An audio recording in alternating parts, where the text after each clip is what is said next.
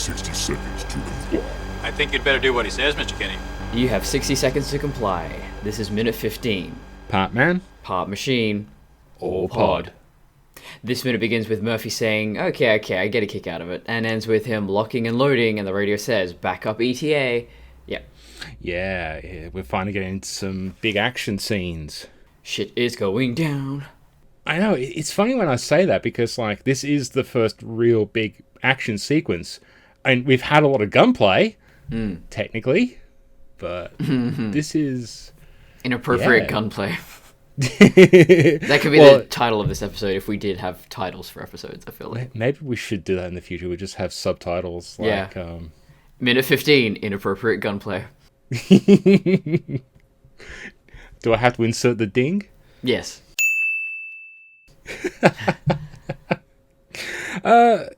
Yeah, I honestly don't really have that much to say. I think all my stuff is going to be in the next minute or two. But I would love to hear your thoughts on this first. Maybe I can cultivate some of my own from it. So it's just, again, just little character beats and small details that let us know who these characters are and what they're about. So when they hear over the police radio that there's a robbery underway, Lewis immediately throws her coffee away, jumps into that driver's seat, and then Murphy's a little slower, like, oh, okay, I'll let you drive, I guess. He does say something, and I've repeated that little bit of dialogue. I've tried to, ramp up the volume or try to enhance it. He does say something, but I just cannot catch it. But it sounds like he's about to say something really deadly serious, and then he just, as soon as he sees Lewis jump in the car, he kind of just smokes and goes, "Oh, I guess it's your turn to drive." It's just. Is there anything in the subtitles? I don't have the subtitles encoded, and I'll have a look. Got to dig out the DVD to find it. Why are you using a DVD? Because I encoded it from a DVD, and I put the DVD back in a shelf somewhere. No, but don't you have the file? I didn't encode subtitles. My Ripper couldn't do it. It's so ancient.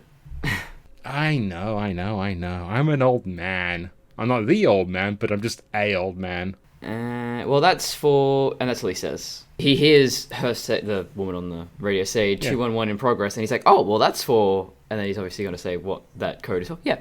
Well, there you are. Yeah, it's barely audible. Like, I think that's the problem, is that your focus is attention on the radio, and I don't know if that's a gaffe that was in the script, or it doesn't seem to be in the novelization, so I just don't know. It is spooky how much they look alike. I'm just looking at them now. Again, the whole mirroring and twinning aspects to this, unless we can sit down and talk to Verhoeven himself, like, we're probably never going to know, but it does feel deliberate. Like, Oh, absolutely. It's too much of a coincidence to not be just merely that. I could just go on for days about Lewis and just how great of a character she is, that her gender does not matter at all. Like, there are some characters where, she's the strong female character, but you're very aware of that. She's very deliberately the female character. She's the girl on the team. Yeah. As much as I love Black Widow, she's often that. Yeah. Whereas Lewis, no. It's just Lewis, man. It's always weird, because there's that thing, like the classic Joss Whedon thing of, when are you going to stop writing strong female characters? And his retort was, when you stop asking me. I know Whedon's problematic, and there's a whole lot of shit regarding him, but as a statement, that kind of says a lot. Yeah, it's almost like... it's kind of a hangover from the 90s still, that, now we're going to do the strong girl power characters, and...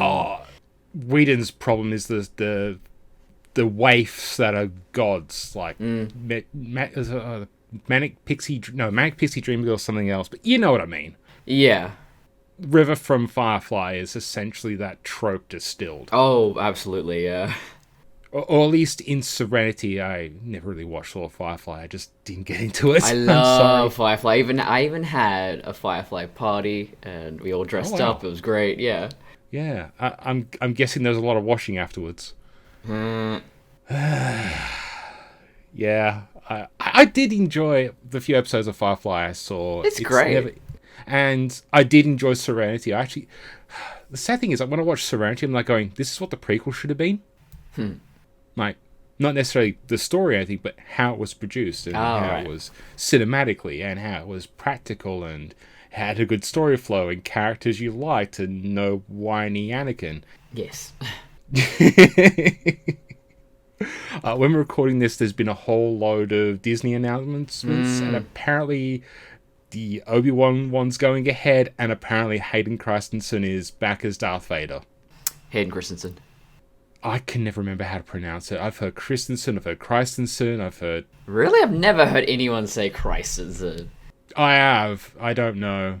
If you can let us know, deep personal friend of the show. Yeah. Who the hell is saying Christensen? I don't know. I think I heard it back when the time he was doing Jumper, like in the press for that. That's weird. I don't know. I'm obviously that big a fan. Yeah. But I'm not hearing any Tron in those announcements. I'm very, very upset.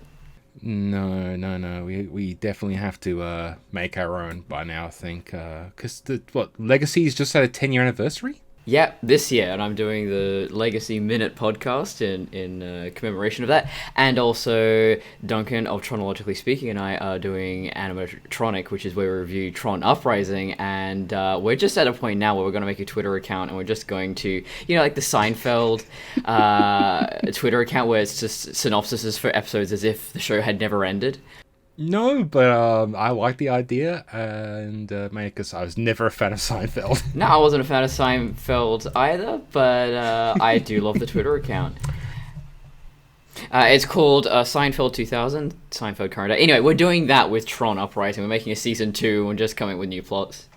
Yeah, I was going to make a joke about the Lasting Legacy not having one, but it's a bit too late now. Sorry, just kind of railroading us back into talking about Robocop. Yeah. Anne Lewis is never brought up as one of those strong female character archetypes, and I think I've talked about this. We have talked about this in previous minutes, but it is kind of funny that she is legitimately badass, and she deserves a lot more recognition. And in this, she shows that she takes the initiative before Murphy does, which is brilliant. Yeah.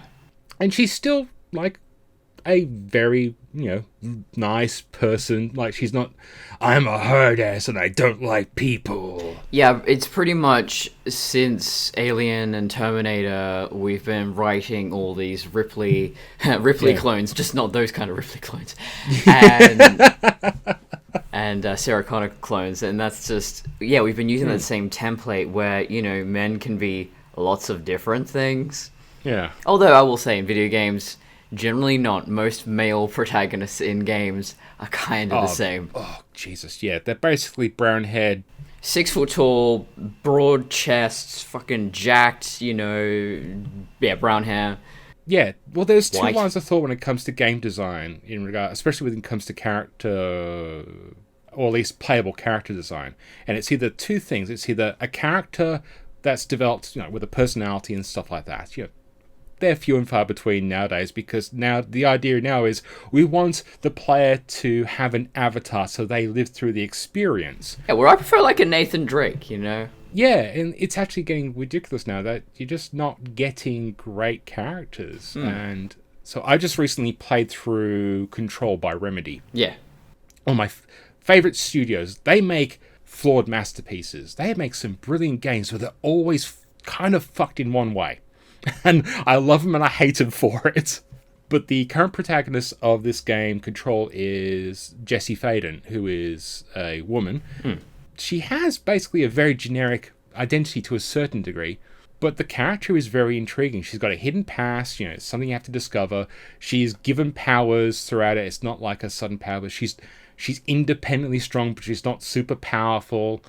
It's a really well-balanced character, but at the same time, it does feel like it's written by a bunch of men. Yep.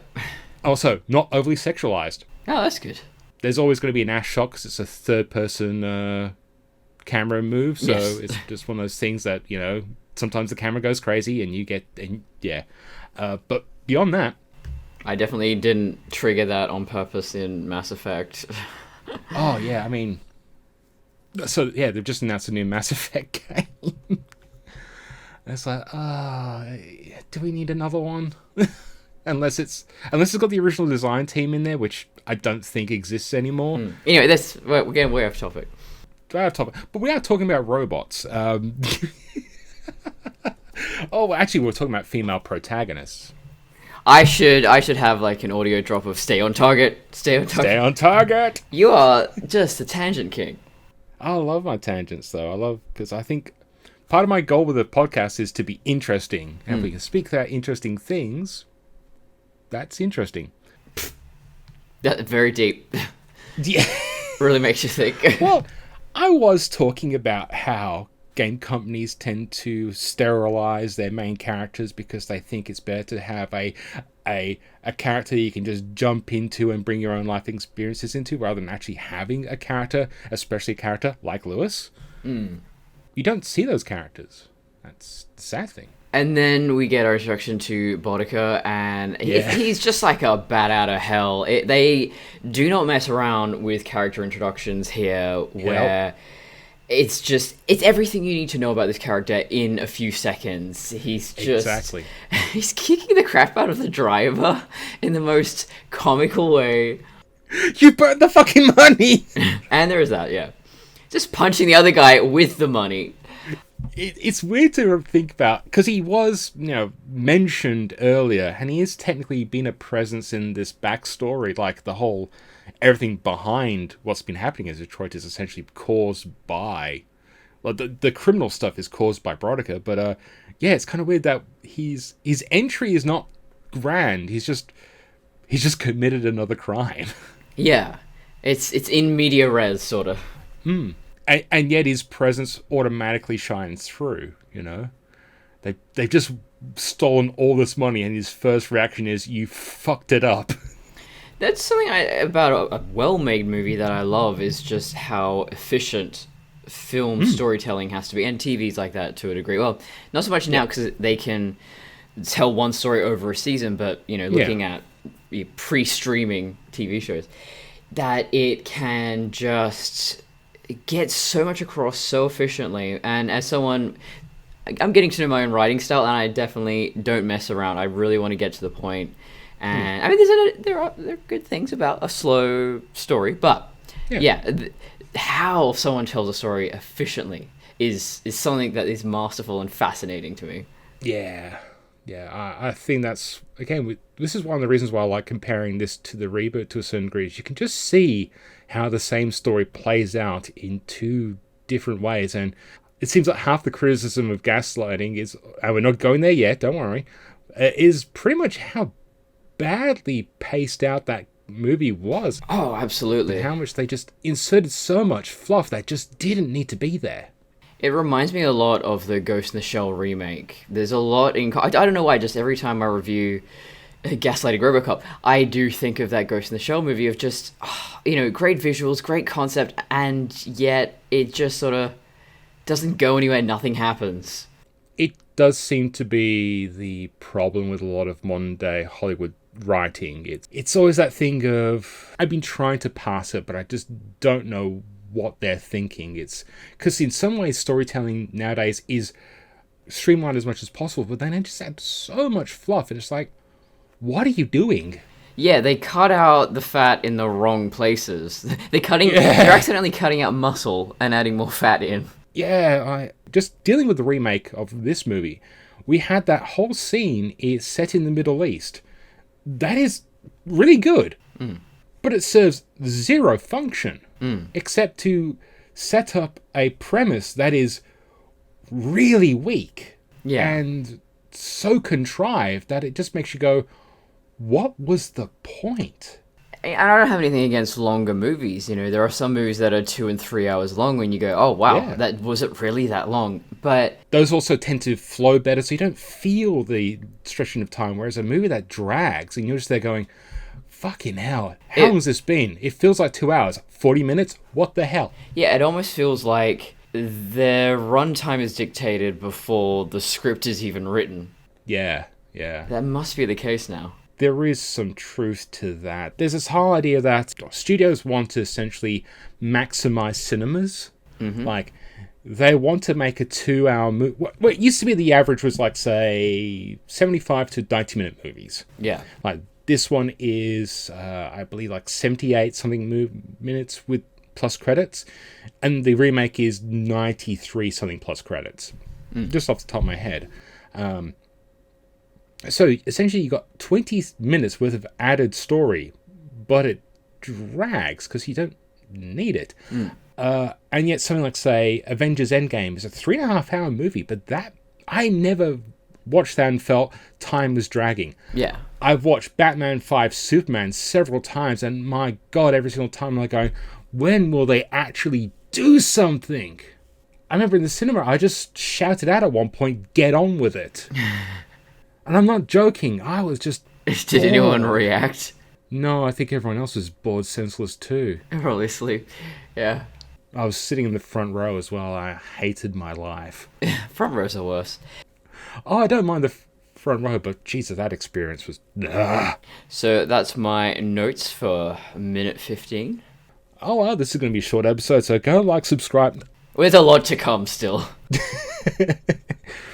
Do we want to do a reading of the novelization? Yeah. So the main question I would like to ask is, would you like to be Murphy or would you like to be Lewis?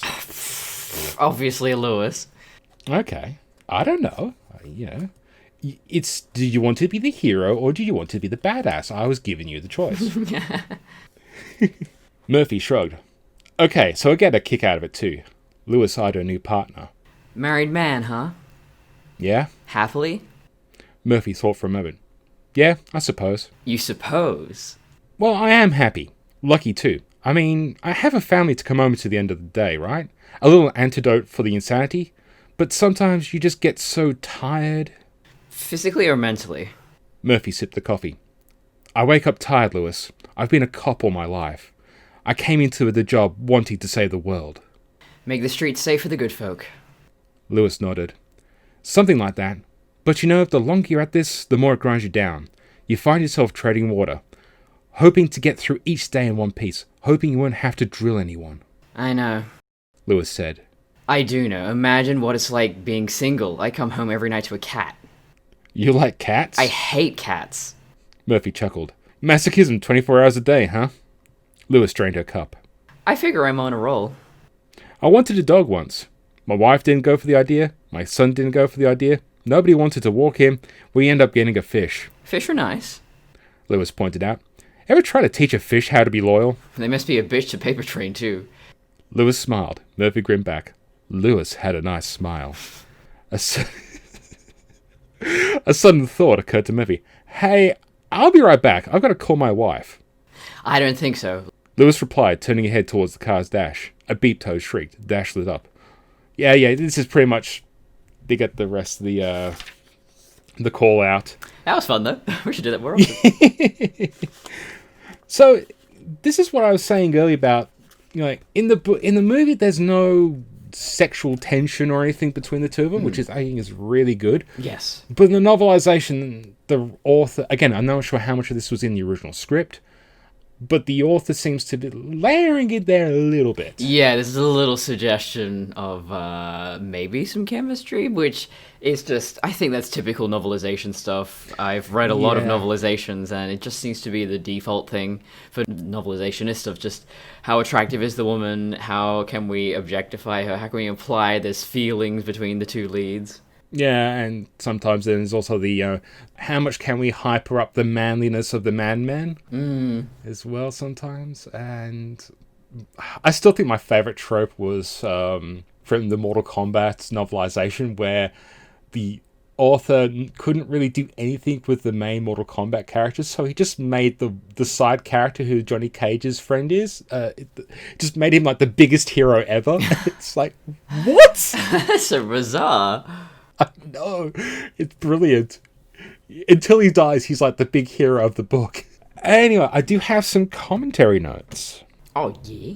First off, Verhoeven actually states that before he did this movie, he had no idea how to do special effects in a movie. He credits John Davison for assembling the special effects team, who in turn helped him work in a way to include special effects, I guess is probably the best way to say it. Which I guess makes a lot of sense when, he was like a European director. He was doing a lot of dramas and stuff before this. And now he's doing a movie with, walking chicken robots and a guy in a tin suit. And there's explosions and blood and this has got to be a hard movie to direct if you don't have any experience in that. Yeah, it surprises me that I actually often get directors who maybe if they've just done some indie dramas and stuff, and then they'll be hired to do, I don't know, like a Marvel movie, science fiction movies. Just why? I was just thinking that myself. Like, I get Kenneth Branagh being tapped for Thor because they wanted to add a lot of Shakespearean kind of depth and like grandiosity and whatever to it, and getting a somewhat respectable director in doesn't hurt any credibility to taking this shit seriously, because Thor is pretty silly. Yeah, I guess, Scott Derrickson did horror and then he did Doctor Strange, but it wasn't it was just not great anyway. Horror and Doctor Strange would have been beautiful. Yeah, that's probably going to be the next one. I hope so. I am looking forward to that, but I'm mostly looking forward to just Sam Raimi getting another chance at doing some superhero wackiness. Yeah, not to tangent too much, but I love the Doctor Strange comics growing up as a kid, and I did find them scary. There is something very like existential horror, cosmic horror. Love it. It's H.P. Lovecraft. Yeah, and that was something that was sorely needed in the MCU, and I'm glad they brought it in. But yeah, because there's another one. I'm trying to think which director it was. Maybe it could be Taika Waititi. I don't think he actually ever directed. Yeah, I think he never directed a major special effects movie before Thor Ragnarok, because it was like... What We Do in the Shadows was as close as he got. Oh, yeah, I guess. But even then, that wasn't really massively special effects heavy. That's what I'm saying, is that's the most special effects any of his films ever had. I still haven't seen Boy. I've been trying to track down a copy of that. You know what? It's not that amazing if you've seen everything else. Like, it's very much, it's fledgling, it's everything, everything you've come to know and love about Taika 1.0. Yeah. After watching, like, was it Search for the Wilder People? Yes, that's basically what it is. Yeah, that's amazing. And one of my all-time favorite movies is Jojo Rabbit. Yeah. All movies about family. Funny that. Or at least found family. Love it. I'm trying to direct this back into Robocop, but I guess Murphy and Lewis are their own found family. Could be, yeah. Brother, sister? I would have loved if their relationship was explored more in the sequels, but, well. Yeah. Well. Oh, we'll get to them one day. When we do another 60 Seconds to Comply, doing Robocop 2. I think we'll have to, but I just realized she does a bit, Lewis does a bit of a Kira Nerys from DS9, Well, shit. That's exactly what I was hoping to spare you from. where it starts off with the real short hair, then has the bob. Yeah. It's like the rules, I guess. Yeah, that's where I also, like, I've mentioned it before, I think that's that thing where they were trying to deliberately re-sexualize Lewis as a character. I think they even hint at in Robocop 3 that, there was supposed to be this thing between the two of them, and then again, they also killed her off, and... I wish there was a thing between the Lewis and Murphy in the remake. It would have been amazing if there was. Yeah. Get some of that queer baiting in there before Lewis is killed off screen. Yeah, he does not come back. I don't know. I don't give a shit, but I don't think he does. Yeah, we'll tackle that when we finally get to it, because I don't recall him being in anything other than... He gets hospitalized, and then I think there's a mob hit. I can't remember if it succeeds or not. And my brain has basically made that Next Town Baby scene from Iron Man canonical in my head. Maybe that should be the sequel to the Robocop reboot, is the Lewis Robocop reboot, and that way we don't have to deal with Rick Flag. Yeah. So I got one more note before we talk about the gaslighting. So Ed Neumeyer recounts talk. I bring this up because it's got one of the funniest lines in the commentary. He was working with a prop master to burn the money in the truck because he was hanging around set. He had nothing to do, so he's like, "Any jobs? Yeah, come help me burn this money." As he was doing this, John Davison, the producer, walks past and says, "There's the writer burning my income." And on that note... Love it. Do we have to? I think we do. Like, we're legally obligated at this point. I didn't sign anything. But then again, I started this shit. Yeah. The gaslighting of Robocop. Insert drop here. Alex, how do you feel? I feel fine, Dr. Norton. This minute begins with Murphy calling for an ambulance, ends with Raymond Sellers about to explain to Senator Dreyfus why he's wrong. Yep. Yeah. But I will say, this is the first minute where we've got anything to really discuss, and there's a bit of a philosophical debate going on here. So, Before we do that, because this is going to lead on perfectly into this, so my line is, the irony of the Senator talking about robots having emotions and understanding the value of human life. Mm-hmm. Because nobody else does. Dreyfus says, I don't care how sophisticated these machines are, Mr. Sellers. A machine does not know what makes it... Take it from the child. Can't talk. Okay. Look, I'm going to keep all this in because I don't mind if you mangle this dialogue. Who gives a shit? Okay, so Dreyfus says, I don't care how sophisticated these machines are, Mr. Sellers. A machine does not know what it feels like to be human. It can't understand the value of human life. Why should it be allowed to take one? To legislate over life and death, we need people who understand right from wrong. What do your machines feel? They feel fine, Dr. Morton. And it's just kind of ironic. It's coming from a politician, so... Yeah, exactly. What the hell does a senator know about these things? I think this kind of argument has probably aged like milk, especially now given 2020, the world's gone to shit, police brutality, overthrow the government. Where Mitch McConnell is currently, who's the leader of the Senate, is currently blocking the surplus packages for poor and low-income households and small businesses because he's a scumbag who hates the poor and just wants to bleed everyone for all they're worth. I hate this argument that, well, we can't trust AI to run our governments and make decisions for us. They're machines. Yep. They're dangerous. Like, you're giving the power over to fucking sociopaths, but robots who have no personal biases or ambitions, those are dangerous. I kind of laughed out loud when, when it says Senator Dreyfus and he's talking about human emotion and empathy and... I'm like going, you're a senator. You don't have those. Yeah, he knows what they are in the abstract, but not in... Are we sure he's not a robot? He's just talking from experience. True, maybe. Maybe he knows. He knows too well. But... Oh, I do have another note. Mm-hmm. Yeah, talking about emotions, Rick Flag has two of them. Sad and pissy. Yeah, basically.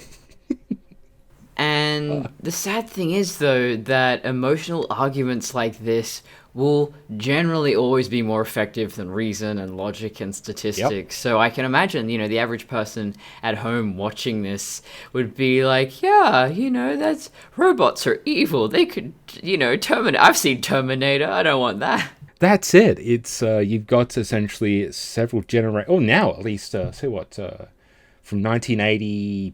God, what year was Robocop? 85? No, 87. Robocop, Terminator was like 80... Oh, Terminator. 83 or 85? Yeah. But yeah, you've essentially got 30 years between Terminator and Robocop remake where most of the media is robot bad grr.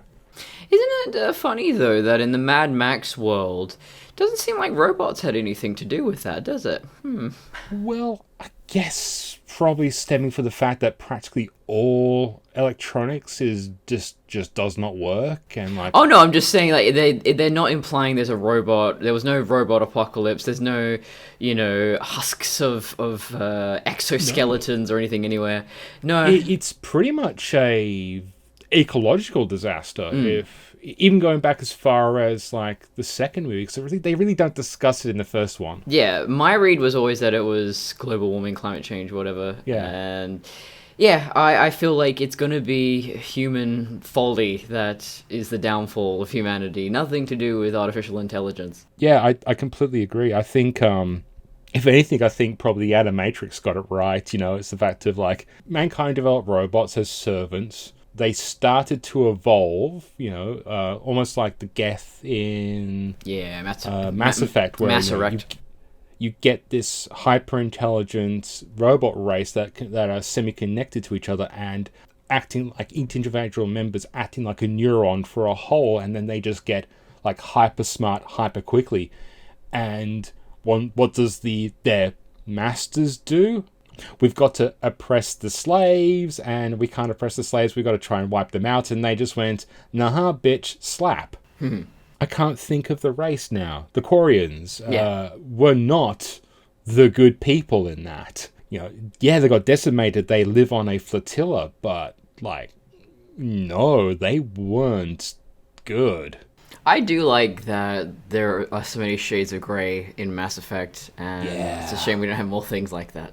I want a Mass Effect, like, Netflix type series. Long form, tell some great stories within the universe, stop trying to compress it down to like 90 minutes and get some great storytelling out there.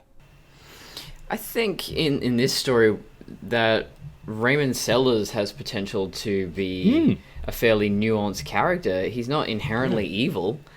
No, he's just a capitalist, which is the same thing. It's the same thing. Yeah, but I guess that's what I was getting at is why does he have to be outright villainous of, oh, we're going to take this guy and we're going to fuck him up and we're going to turn him into a robot and remove his rights and I don't care about if there's a person inside. Yeah, no, you don't even have to go that far. You can be way more subtle and nuanced with it. I think it's one of those things that when we get closer to more of the Michael Keaton minutes, like, it's definitely something I'll have to discuss in depth. But just thinking about it just then, it feels to me like Robocop was it maybe not started off as a critique, but it definitely ended up as a critique, especially of capitalism. OCP is satire, it's commentary. Yeah, they're not outright villainous. I love the way that all those characters at Omnicorp are presented. Yeah. That they do just seem like capitalists. Yeah. But there is that sort of comedic, satirical edge to it, like Bob Morton being just like, well, that's life in the big city after a guy's gunned to death. Even Don Johnson, that's never gonna not be funny. He's a very sympathetic character, but even he's still complicit in some of this shit. And yeah, Bob is our protagonist against Dick Jones, but he's still an asshole. And I get if Ed Neumeyer and Michael Miner were trying to update Robocop and say, hey, let's just point the finger at a Steve Jobs and critique the Steve Jobs. But it's still not handled that well. This shouldn't be this difficult, guys. I know, Steve Jobs is an asshole. This shouldn't be hard.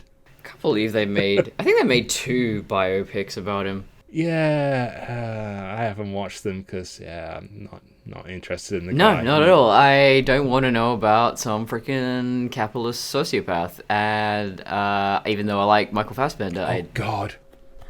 I just realised the modern day version is Elon Musk. And he is like 2 steps away from being full supervillain. Let's be honest. Yeah. He could go either way. I feel like, roll the dice. Is he Tony Stark? Is he Lex Luthor? Could go either way. No, he's definitely more of a Lex Luthor because, his background is very shady. Oh, really? It's called emerald mining. I love that he's recently moved, in heavy quotation marks, to Texas to avoid some taxes, even though he's not physically moved his location. Jeez. The fuck? Yeah. Anyway. Yeah, I mean, this is the kind of shit they could have put in the Robocop remake. That's, I guess, what we come back to over and over again is there was so much you could have done. It's the same thing with Tron Legacy, actually, where these are movies that are very much about technology. Technology has changed a lot since the 80s. Culture has changed. There is a lot you could say about all of this stuff, and we get none of that in Tron Legacy or the Robocop remake. It's almost like these two things are really primed to... I don't know. Part of me's like, you dropped the ball. You really just dropped this ball. And I bet you thought we was going to go this entire episode without mentioning Star Trek. Oh. Well, I already did. Oh, we've mentioned Star Trek. We have no connection to Star Trek in, at least at the current time, in the main movie. However, Senator, what's his face? Who I just keep forgetting his name. Dreyfus. That's it. Senator Dreyfus was in Star Trek Enterprise. Oh. Yeah. No wonder I don't recognize him. I never watched it, never will. He's one of that guys. I was thinking, I recognize his face. I've seen him in so much different stuff. And I was there going, I wonder if he's in Enterprise. I wonder if he's in Star Trek. Yeah, he played a character called Renth in the episode The Catwalk. But it's a season 2 episode, but I've not seen anything. He's not in Loaf by the preview picture I'm seeing right now, so... But yeah, he's just one of those guys that is in Like, so much different stuff. Like, he's that guy on TV. His credits are, like, numerous, and he's still working today. I was thinking about the scene in Iron Man 2, the Ayn Randian Iron Man movie. That when he's in the Senate hearing, I think he's less justified than Raymond Sellers is. Yeah. I think the problem with Iron Man 2 is that the framing is this whole thing of, like, the government's argument is that only the government are capable of, like, acquiring weapons of mass destruction because they're going to use it responsibly.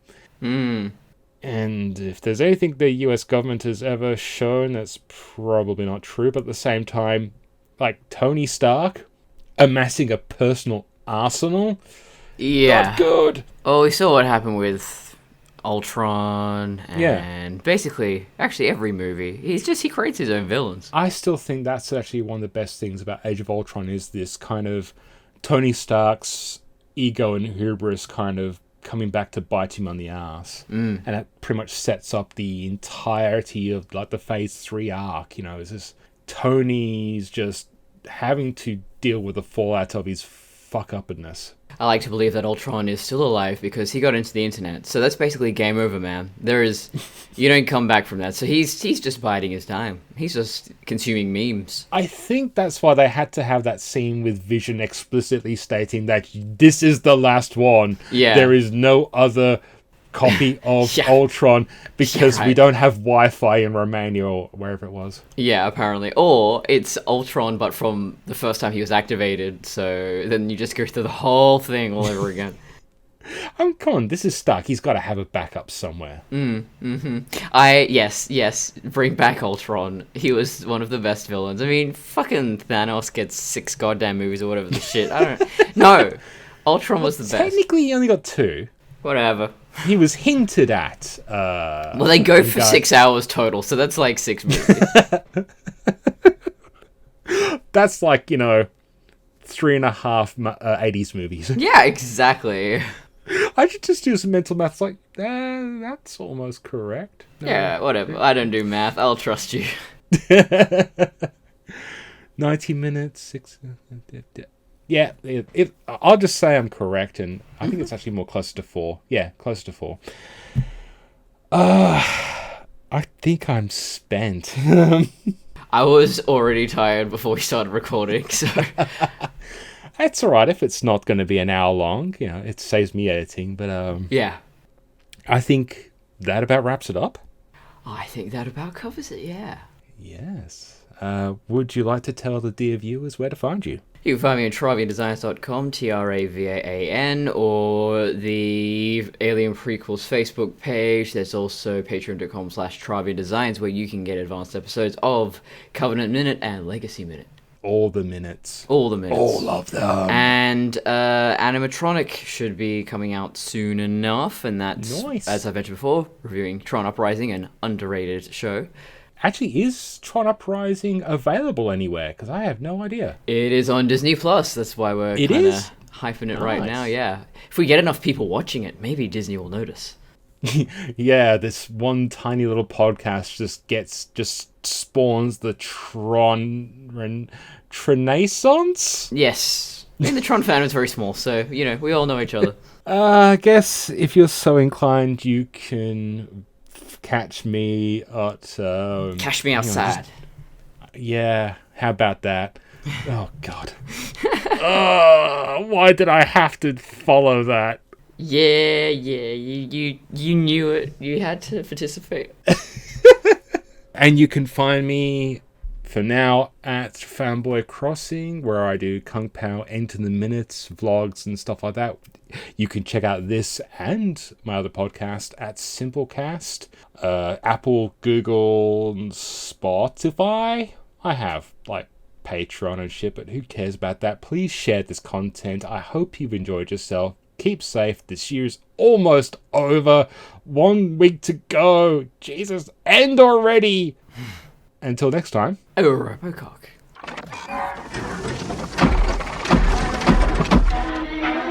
Thank you.